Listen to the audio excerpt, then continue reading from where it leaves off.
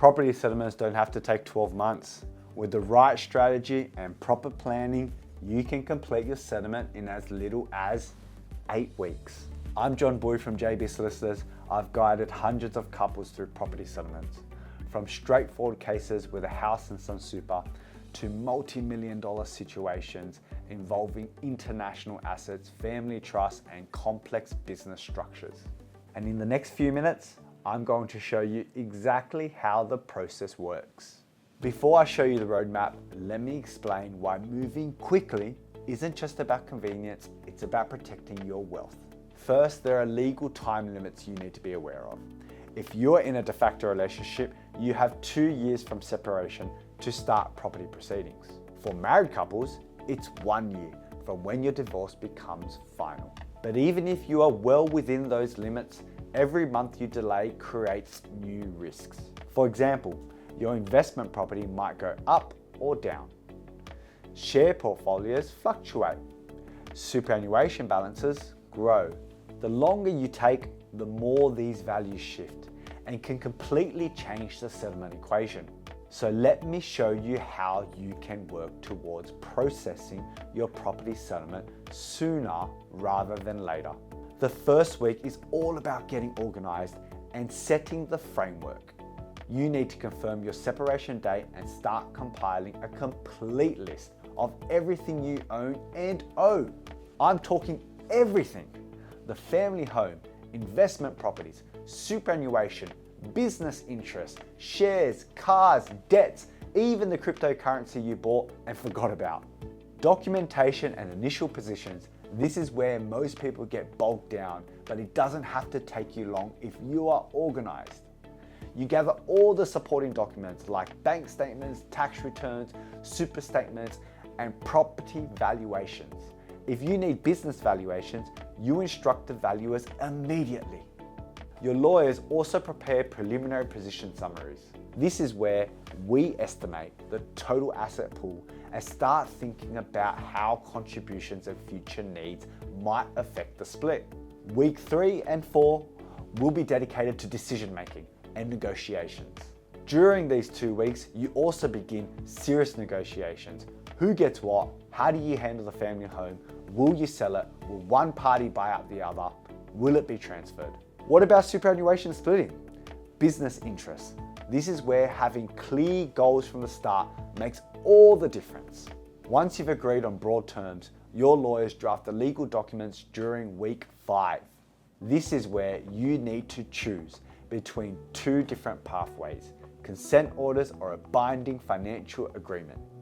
Each has distinct advantages depending on your situation. Consent orders are agreements that get submitted to the family court for approval.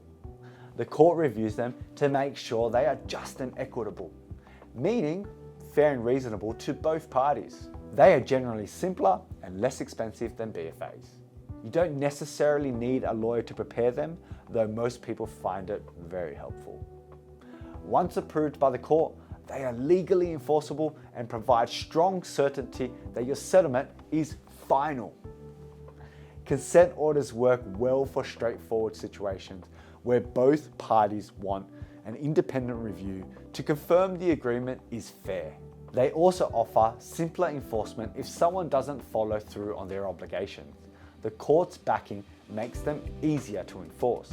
Binding financial agreements are private agreements between you and your former partner. They don't require court approval. They offer more flexibility because they don't have to meet the court's fairness standards. If both parties agree to an unequal division for specific reasons, a binding financial agreement allows that. They are also completely private, keeping your financial details out of the court system. However, BFAs have stricter requirements. Both parties must get independent legal advice from different lawyers, and each lawyer must provide a certificate confirming they've explained how the agreement affects your rights. This requirement can make BFAs more expensive up front, though they can be faster since you are not waiting for court approval. The key difference comes down to involvement and flexibility. Consent orders require court approval but provide stronger enforceability. BFAs offer privacy and flexibility, but need strict compliance with legal requirements to be valid. For the 8-week timeline, either option can work. Consent orders typically take 1 to 2 weeks for court approval once filed. BFAs can be executed immediately once both parties have received legal advice and signed the documents. Other than deciding how you want to structure your agreement, this is also when you finalize any outstanding valuation issues. If you've been waiting for a business valuation or property appraisal, it needs to be completed now. In week 7, both parties review and sign the documents. If you're doing consent orders, they get filed with the court. If it's a binding financial agreement, you ensure all the legal requirements are met, including the proper advice certificates, full disclosure, and voluntary signing. Once your orders or agreements are finalized, you implement them. Property titles get transferred, superannuation gets split, bank accounts get closed or transferred, and debts get allocated.